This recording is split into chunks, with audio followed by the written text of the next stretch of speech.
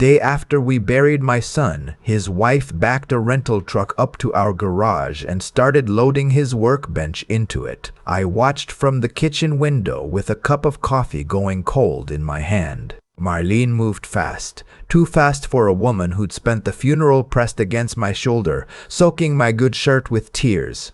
She had 2 men with her, fellows I didn't recognize, and they were carrying out Danny's table saw, his router, the toolboxes he built up over 15 years of weekend work.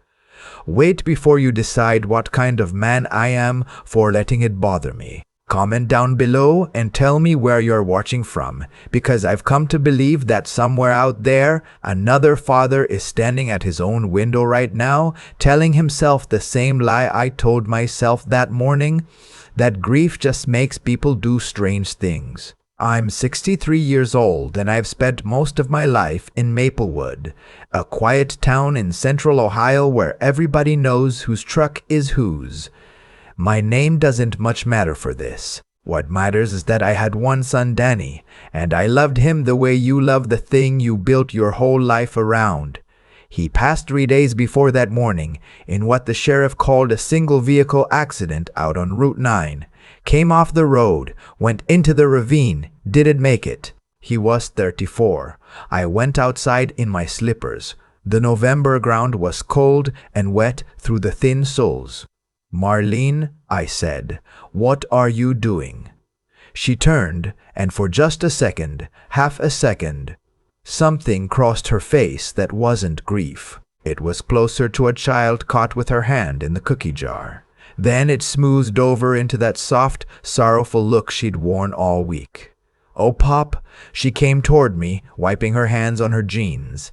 "I should have asked. I can't stand looking at his things. It hurts too much. I thought if I cleared it out fast, we could both start healing. We buried him yesterday." "I know." She put her hand on my arm.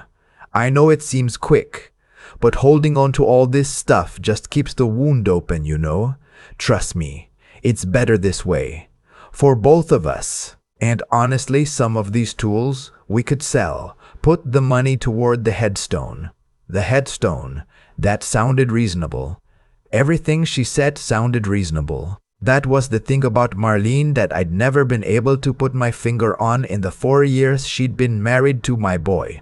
She always had a reasonable answer, delivered in a soft voice, and it always left you feeling like the unreasonable one for asking. But I kept thinking about how Danny had loved that workbench. He'd built it himself out of reclaimed barnwood the summer he turned 20. He used to say a man's tools were the only thing he really owned. The idea of them disappearing into the back of a rental truck 3 days after he died sat in my chest like a swallowed stone. "Leave the toolboxes," I said. "Please, just for now." She studied me. I'll never forget the way she studied me. I'll never forget the way she studied me, like she was running numbers behind her eyes. Then she smiled. "Of course, Pop, whatever you need." She left maybe 20 minutes later, the men following in her car. The garage was half empty, and I stood there in the cold, looking at what was left, and I noticed something I hadn't before. Under Danny's workbench, shoved back against the wall behind a stack of paint cans, was an old gray gun safe. Not the big kind, about the size of a microwave. He'd had it since he was a teenager. Kept his hunting rifle in it, then later his important papers. I'd forgotten it even existed. She hadn't taken it. Maybe she didn't know the combination. Maybe she'd run out of time. I knelt down on my bad knees and dragged it out into the light. I knew the combination, same as it always was. My late wife's birthday, the one Danny had set when he was 16 and never changed because he said he'd never forget it that way. 6/14/58. The lock clicked. Inside, there was no rifle. Danny had sold that years back. What was inside was paper, and the moment I started going through it, the cold morning got a whole lot colder. There was a life insurance policy, I knew Danny carried some insurance, every responsible man does, but I'd figured it was the small kind, 20 or 30,000, enough to bury him and pay off the truck. This policy was for $400,000. The beneficiary was Marlene, and the date on it told me it had been taken out only 14 months ago. Increased actually, there was an older one underneath it, a $50,000 policy from when they first married, with a note clipped to it in Danny's handwriting. She wants me to bump this up, says it's smart. Talk to Hal. Hal was Danny's friend from high school, an insurance man over in Coldwater. I set the note aside with a hand that had started to shake, and I kept digging. Underneath the policies was a bank statement, but not from the credit union Danny and I both used. This was from an online bank I'd never heard of.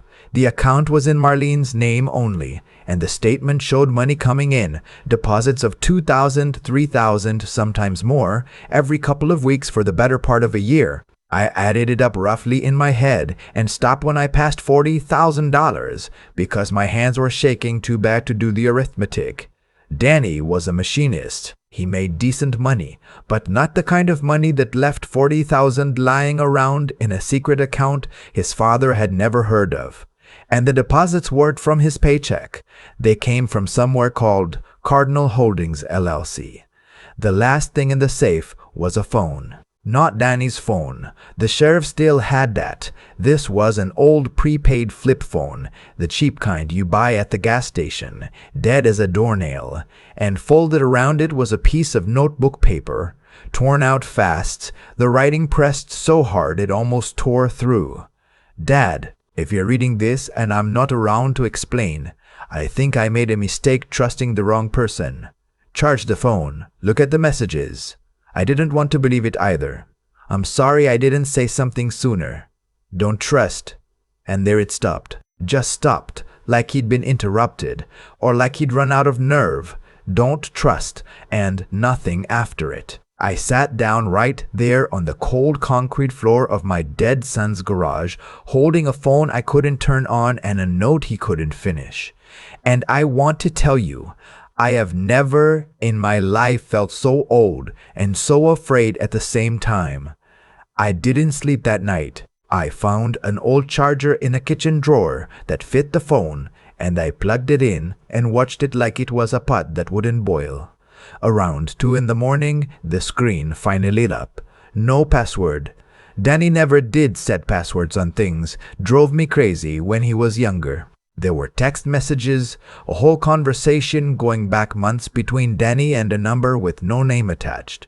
I'm not going to pretend I understood all of it that first night, but the shape of it came clear enough. Danny had figured out that money was moving through Marlene's account, the same $40,000 I'd found. He'd confronted her about it. And whoever he was texting was somebody he'd hired, because there were messages like, "Got the photos you asked for and meet me at the diner on 12. Bring cash." A private investigator. My boy had hired a private investigator to follow his own wife, and the last message Danny ever sent, 2 days before he drove off Route 9, said this: "She knows I know she's scared. I'm scared too. Honestly, I'm going to the lawyer Monday to change everything. If anything happens to me before then, it wasn't an accident. I read that message maybe 40 times. If anything happens to me before then, it wasn't an accident." He never made it to Monday. In the morning, I called the number. Danny had been texting. A man answered on the second ring, careful and quiet. When I told him who I was, there was a long silence. "Mister, you're Danny's father." "I am. I'm real sorry for your loss." Another pause. "Your son hired me about 3 months ago. My name's Gus Pruitt. I do investigation work, and I've got to be honest with you, sir. I've been sick about this since I heard, because what Danny found out, it's not the kind of thing a man should be alone with." I asked him to tell me. He said not over the phone, and he was right to be careful, but I pushed, and finally, he gave me the bones of it. Marlene had a boyfriend. Had one the whole time, near as Gus could tell, a man named Royce Tatum, who ran a couple of businesses that were really just one business wearing different hats. and one of those hats was Cardinal Holdings LLC, the same name from the bank statement. Royce was older, 50s, smooth, the kind of man who drove a leased Mercedes and called everybody champ. Gus had photographs of Marlene and Royce together, going back 2 years. Restaurants 2 towns over, a hotel in Columbus. Was a whole weekend in Cincinnati while Danny thought she was at her sister's. The money in her account, Gus said. Royce was funneling it to her. I couldn't tell you exactly why at first, but your son figured it out before I did. He called me up about a week before the accident, and he was rattled. He said the life insurance had been changed. He said Royce had a way of making problems disappear. Said there was another woman, a couple years back, an ex-girlfriend of Royce's who'd threatened to talk to the IRS about his businesses, and she'd had an accident too. Carbon monoxide in her garage. Ruled accidental. I had to sit down. You're telling me my son was murdered? I'm telling you your son believed he was about to be, Gus said quietly, and then he was dead inside the week. I went to the sheriff with what I had the day after the funeral. I don't know if they took me serious. A grieving widow and a dead machinist. No witnesses, a wet road in November. They want it to be an accident. It's easier. I thanked him.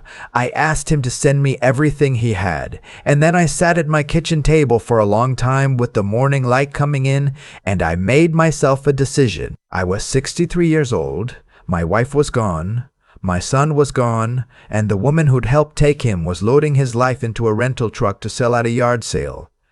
I had nothing left to protect. Except I did. I had one thing left.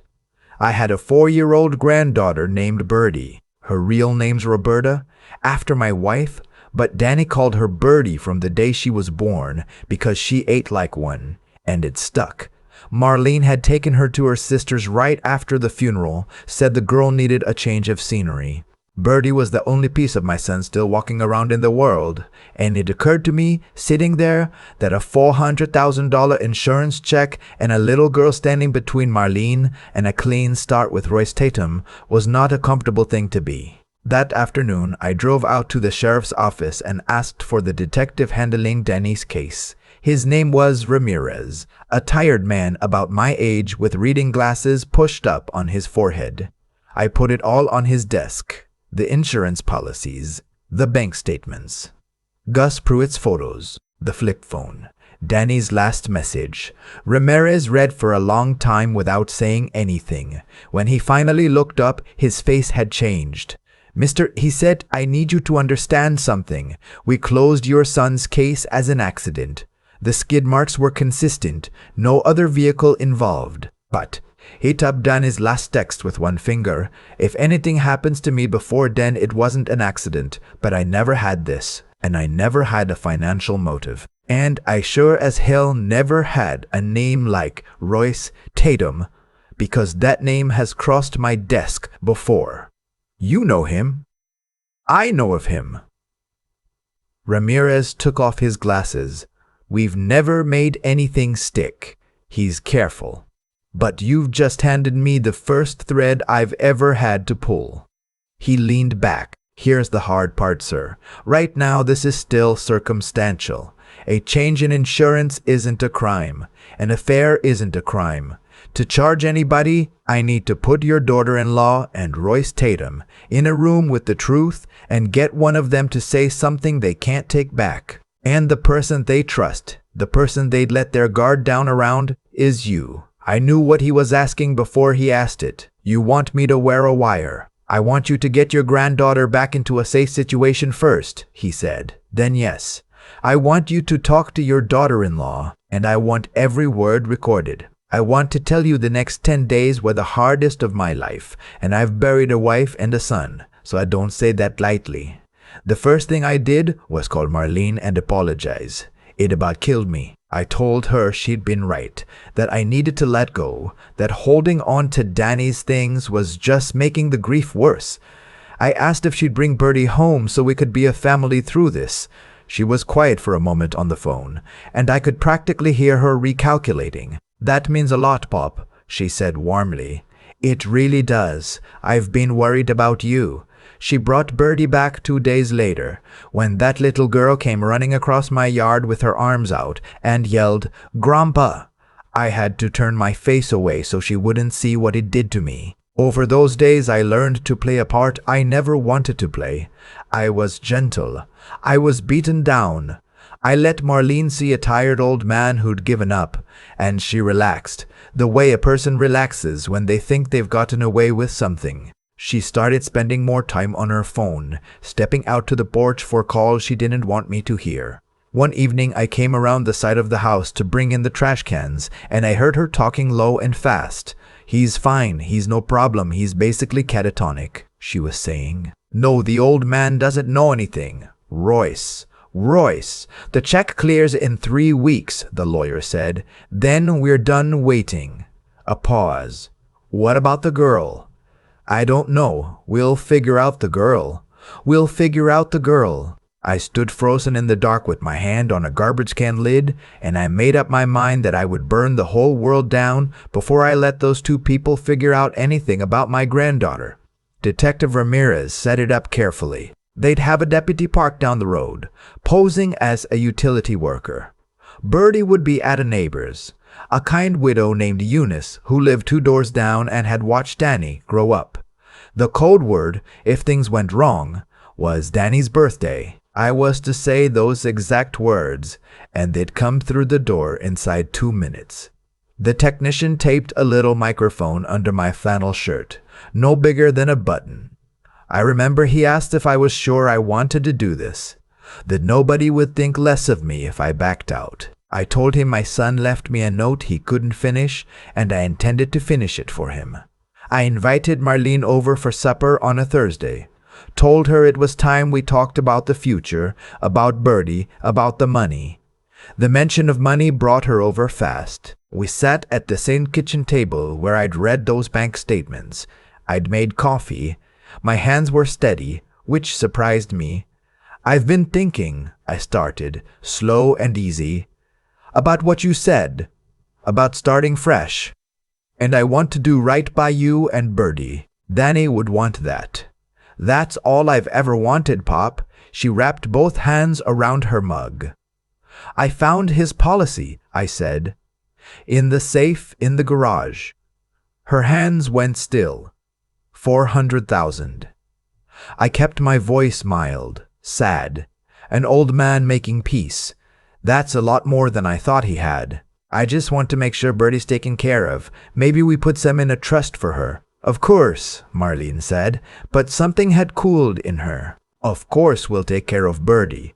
I have to ask you something, and I need you to be honest because I'm too old for any more lies."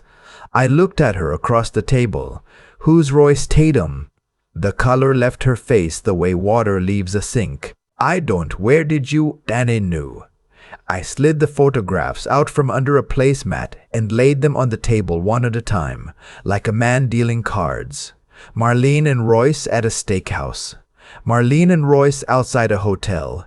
He hired a man to follow you. He knew about the money Royce was putting in your account. He knew about all of it. And 2 days before he died, he wrote down that if anything happened to him, it wouldn't be an accident. She stood up so fast the chair scraped.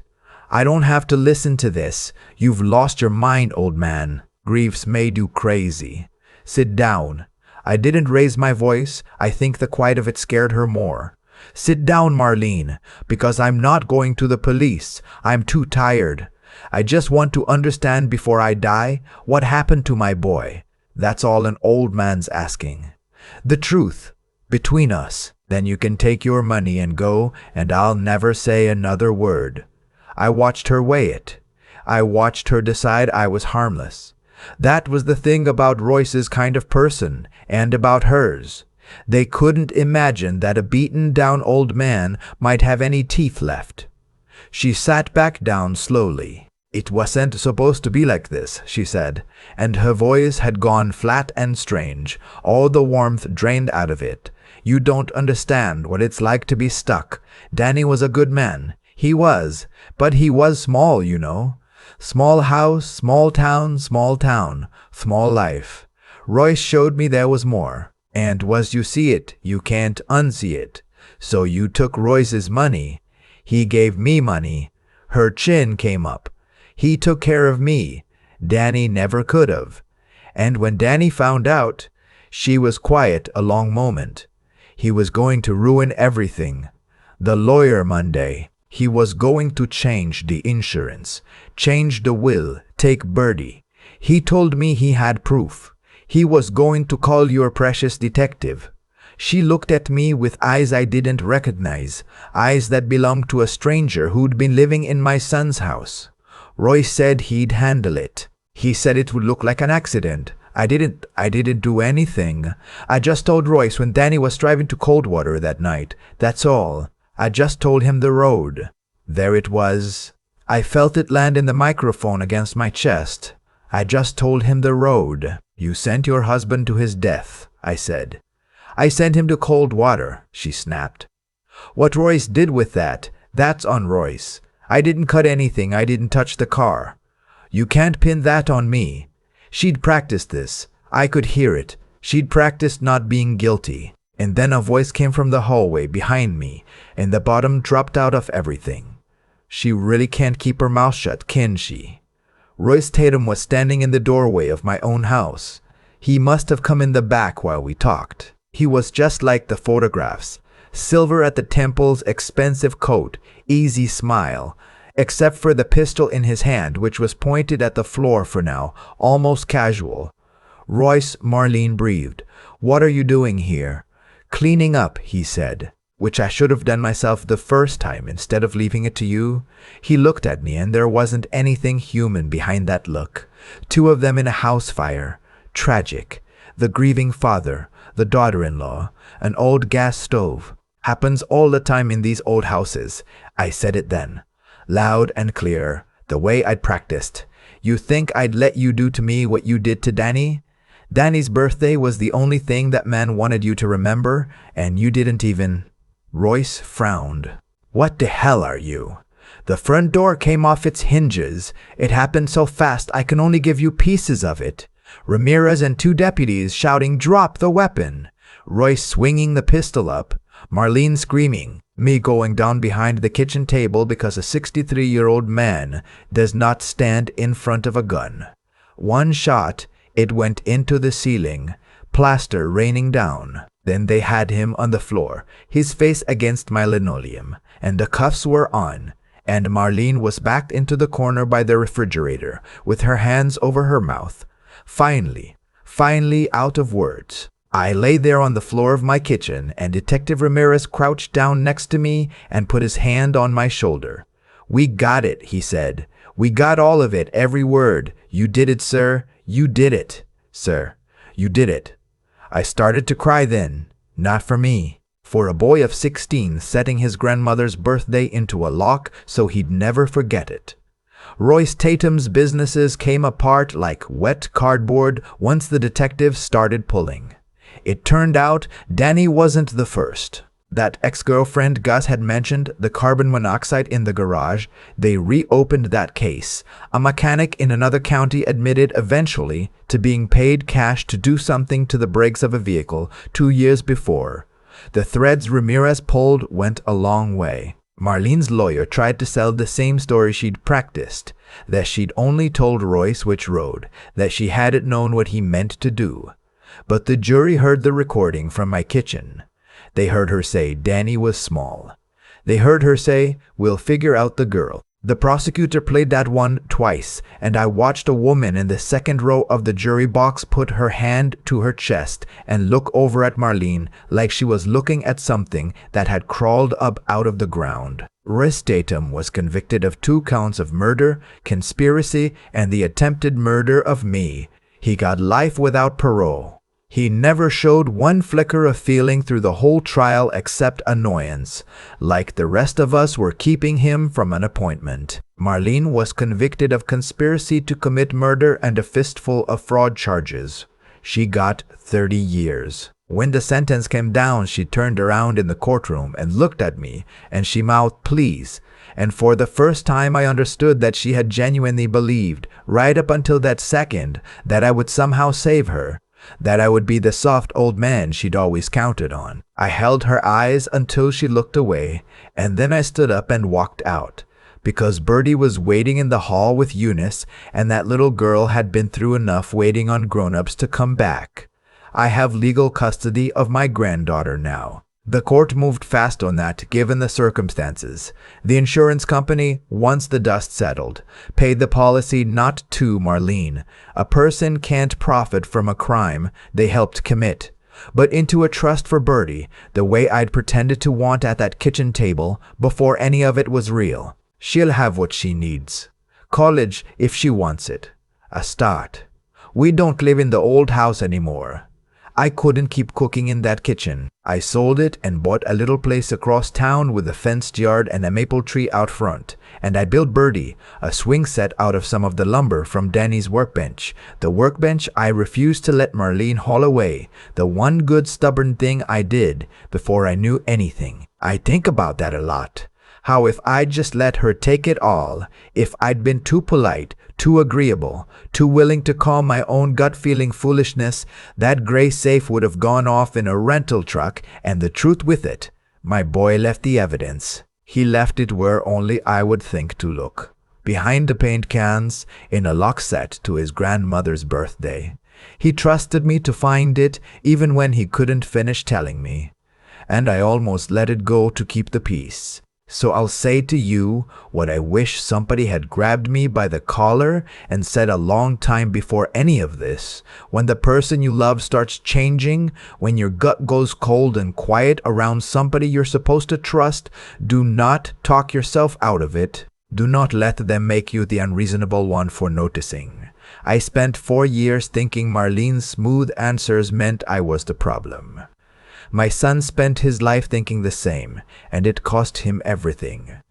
Bertie turned 5 last month. She wanted blueberry pancakes, her daddy's favorite, and we made them together standing at the counter, her on a stool, flour everywhere. Halfway through she stopped and asked me if her daddy could see us. I told her I believed he could. She thought about that the way she thinks about everything, serious as a judge, and then she nodded and went back to stirring. He can see us. I have to believe that. I believe he knows his little girl is safe, and that the man who built things with his hands left behind one last thing built to last. The truth locked up tight, waiting for his old man to be stubborn enough to open it. So if you've got that cold feeling about somebody, the one you keep explaining away, don't. For Danny's sake and for yours, trust the part of you that already knows.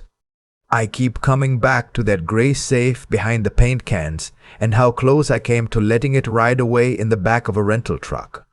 The whole thing turned on one small stubborn refusal, me saying, "Leave the toolboxes, please."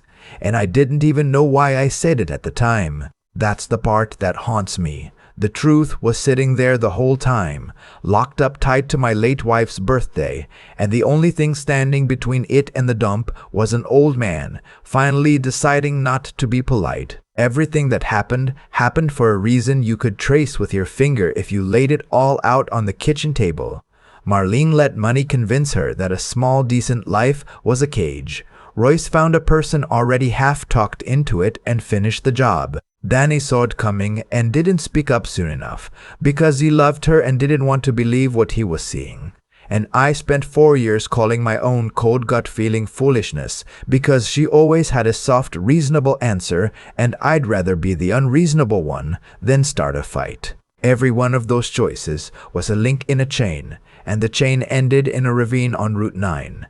So, I'll tell you what I'd tell my own boy if I could have one more morning with him. Do right even when nobody's making you. Danny built that safe combination out of love and trusted me to be the kind of man who'd come looking. That kind of plain decency is what survives you. But a good heart isn't enough by itself.